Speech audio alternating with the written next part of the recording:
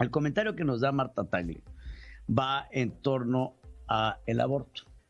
Creo que es el tema, ¿no? Es el tema, y es uno de los grandes temas en la agenda de las mujeres. Y es uno de los grandes temas por lo controversial que es el derecho de la mujer de decidir sobre su propio cuerpo. El derecho del niño de vivir, y si es este cuerpo que se está acabando o deteniendo propiedad de la mujer que crea este cuerpo dentro de sí misma, o es un cuerpo que ya no es de ella en el momento en que hay una fecundación. Muy controversial, pero es uno de los grandes temas que se tienen que discutir y que se han discutido a nivel mundial. Ahora, hablemos también de lo que está pasando, porque le quiero dar paso ahora a Patricia Olamendi. Ella es abogada promotora de derechos humanos y de la igualdad entre los hombres y mujeres. Ella es feminista, ella es integrante de Nosotros Tenemos Otros Datos. Patricia, te doy la bienvenida a este espacio. Muchísimas gracias, muy amable. Gracias a ti, pues Pati. A tus órdenes. Pati, platícame cuál es la perspectiva de ustedes en torno a lo que sucedió ayer y en dónde están las causas de la lucha. Bueno, mira, yo creo que lo primero que hay que decir que desde un día antes el presidente había señalado que teníamos infiltradas en el movimiento y después sale la jefa de gobierno supuestamente a informarnos de una infiltrada porque llevó unas despensas a un lugar que está tomado, como bien lo sabes, por grupos feministas. Primero, no es labor de la jefa de gobierno, no sonó. Y luego también la secretaria de Gobernación sale diciendo que hay feministas que cobran y que esto y que hacen promoción. Pues si las hay, que las denuncien a las autoridades correspondientes. Pero todo esto suena más bien a un clima preparado, muy orquestado desde el aparato del Estado, para finalmente generar una idea contraria a las luchas de las mujeres y descalificar al feminismo, que lo ha hecho el presidente pues prácticamente desde que ingresó como presidente. Entonces esto es bien interesante porque sí se está gestando un clima de violencia no provocado por las feministas, sino provocado por el propio gobierno. Segundo, todo el mundo sabía que el día de ayer era el Día Internacional por la Despenalización del Aborto. Y obviamente se iba a generar manifestaciones, declaraciones, propuestas. En el feminismo, pues hay grupos de jóvenes regularmente que son grupos que hay que decirlo, han crecido y vivido esta terrible violencia que todos los días en México deja 11 mujeres asesinadas, casi 90 mujeres violadas sexualmente al día, mujeres golpeadas en más de la mitad de la población. Entonces, es un clima de violencia que además se ha acelerado con el crimen organizado. Son jóvenes de la periferia de la ciudad, regularmente que han vivido hostigamiento, violencia sexual y las desapariciones, que no es un asunto menor en nuestro país. Entonces, ayer se sabía que iba a haber esa manifestación. No eran muchas las que marchaban, pero no había necesidad de enviarles un destacamento que no lo hacen ni con los grupos de delincuencia organizada. Y además, un destacamento que empieza a violentar, a encerrarlas de una manera que obviamente hay una reacción. Entonces nosotros vemos más bien provocación en todo esto, con la idea de desacreditar un movimiento que pues al presidente López Obrador no le gusta. Pero ¿Cómo no consideras a la Cuarta Transformación, Pati, cómo consideras a la Cuarta Transformación en torno a el derecho de las mujeres, no solo a manifestarse, sino su atención a los feminicidios, sus políticas en contra del aborto?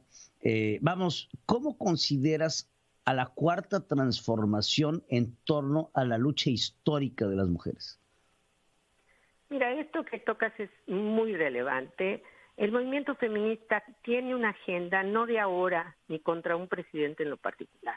Es una agenda que tiene que ver con el ejercicio pleno de sus derechos. Tú tocabas antes de que iniciáramos el derecho a decidir, y no es solamente abortar o no abortar, esto quiero dejarlo muy claro. El derecho a decidir es hacernos propietarias de nuestro cuerpo. La legislación decide sobre nuestro cuerpo, decide si el daño provocado por una violación es un daño leve o es un daño grave. Fíjate nada más, quien sufrimos esas agresiones somos las mujeres. La Y ley depende de cada quien, la violencia es grave o no es grave. O sea, nuestro cuerpo al final de cuentas está a disposición de otras personas. Entonces el ser propietaria de nuestro cuerpo implica el respeto también que merecemos a nuestra integridad física, sexual y por supuesto a nuestra maternidad voluntaria. Yo creo que es bueno que la población sepa que en México somos uno de los países con más alto índice de embarazo de adolescentes y de niñas desde los 9, 10 años que empiezan a ser violentadas brutalmente y que por lo tanto tienen producto de esa violencia sexual un embarazo y a las cuales las obligan a ser madres. Entonces, sí, no es increíble que en el siglo XXI todavía estemos discutiendo sobre el derecho más elemental que nos hace seres humanos, que es el derecho a decidir. Y ese derecho a decidir es intrínseco de cada persona. No, pero además en México, yo he dicho muchas veces, es un paraíso para los agresores sexuales, porque todavía hay legislación en el país, y la Ciudad de México todavía lo mantiene, donde es legal tener relaciones sexuales con niñas de 12 o 14 años, porque la ley les otorga supuestamente la libertad sexual a esa edad. ¿En qué país del mundo existe eso? Solamente en países altamente violentos y nosotros estamos ahí. Entonces, frente a esa situación nosotros no hemos visto de la cuarta T, y hay que decirlo, un programa contra la violencia hacia las mujeres. No hay un programa contra la violencia hacia las mujeres. Y Naciones Unidas y todo el mundo le ha dicho a México, no puede seguir generando esta violencia aterradora contra las mujeres. Le hemos hecho programas, le hemos hecho propuestas, le hemos hecho protocolos, le hemos hecho legislación y no puede existir ahí. Y nos dicen, sí, estamos de acuerdo, nos dan su respeto, dice el presidente, nunca como ahora se ha hecho tanto por las mujeres. No es verdad, del inicio del gobierno eran 9 feminicidios, hoy son 11. No, bueno, un presidente que sale en su conferencia mañanera a decir que la mayoría de las llamadas son falsas y un gobernador como Miguel Barbosa que sale a decir que las mujeres desaparecidas se fueron con el novio, pues creo que nos puede delimitar el nivel de precariedad mental que tienen nuestros mandatarios. Bueno, sí, por eso surge Nosotras Tenemos Otros Datos, porque todo eso se lo dijimos, empieza la pandemia y la violencia familiar está creciendo. No es cierto, son unas mentirosas, mienten. El fiscal, no es cierto, no debe haber feminicidios, debe de señalar feminicidios. El crimen organizado está matando a las mujeres, no es cierto, estos son inventos. Entonces, frente a todo eso, hemos tenido que ir demostrando una por una, y la verdad, hasta que finalmente han tenido que aceptar que lo que estamos diciendo son datos sustentados en los hechos. Entonces, no hemos visto hasta el día de hoy una política de apoyo ni de combate serio y real a la violencia. ¿Por qué está en Gobernación un área de comisión contra la violencia si Gobernación no maneja ninguna especie de seguridad? ¿Por qué no está en seguridad pública las medidas? ¿Por qué no hay juzgados especializados contra la violencia hacia las mujeres? ¿Por qué no hay medidas de reparación? Lo primero con lo que iniciaron fue quitar un precario presupuesto para refugios. En México, tú sabes, tenemos menos de 100 refugios para una población de mayor casi a 130 millones de habitantes y con un nivel de 7 por cada 10 mujeres con alguna forma de violencia. ¿Eso es política? Eso no es política. Y han reducido el presupuesto a su mínima expresión. Es decir, ya lo que habíamos creado, medidas, presupuestos, todo eso, prácticamente está en la extinción total, porque todos los mecanismos de mujeres pues ya no sirven. Las políticas públicas han venido desapareciendo porque los programas del presidente cubren también a las mujeres. Bueno, entonces ya no podemos hablar de políticas especiales para la atención o prevención. Entonces, ese es el contexto. Entonces, cuando se habla del derecho a decidir, tenemos que ubicar el contexto. No es porque yo quiera mañana abortar.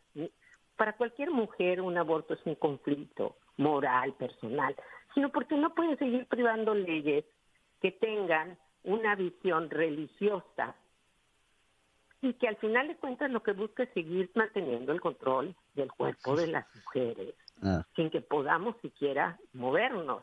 Entonces, es una reivindicación que va ligada a la autonomía. Bueno, pues creo que vale mucho la pena, Patricia, escuchar los puntos de vista y escuchar lo que dices, escuchar nuevamente, yo lo vuelvo a decir como yo lo pienso, porque no soy un hombre que se guarde sus palabras. Yo creo que la lucha tiene que ser por una equidad y porque tengamos las mismas oportunidades, más que buscar ser iguales, porque yo sí pienso que los hombres y las mujeres no somos iguales ni físicamente y en la forma de pensar y actuar, pero no quiere decir que tengamos distintas capacidades. En muchas cosas las mujeres han presentado muchas mayores capacidades que los hombres y creo que todo eso es loable, representable, escuchable y defendible, Patricia. Pues mira, no somos iguales, pero queremos ser tratados como iguales. Eso, pero eso que dices es importante. Nos pues, tenemos que tratar por igual, sabiendo que tenemos una misma equidad, tenemos la misma oportunidad, claro, hombres como mujeres. Y que tenemos derecho a disfrutar de lo mismo, y tenemos derecho a las oportunidades, y tenemos derecho a ser respetados en nuestro cuerpo, en nuestra dignidad. O sea, las mujeres en México no estamos pidiendo más que se cumpla la ley. Es increíble que surge un movimiento por la exigencia de, oye, lo único que te pido es que respetes mis derechos. Pues es así como tenemos que hacerlo, Pati, porque al parecer este gobierno, y también tengo que hablar por los demás, tienen la idea de que romper sistemáticamente la ley es la forma de gobernar y así no se puede. Pati, te agradezco muchísimo, Patricia Olamendi, por tomarnos esta llamada. Integrante, nosotros tenemos otros datos y estos micrófonos están abiertos para ti y toda la organización. Muchísimas gracias, muy amable.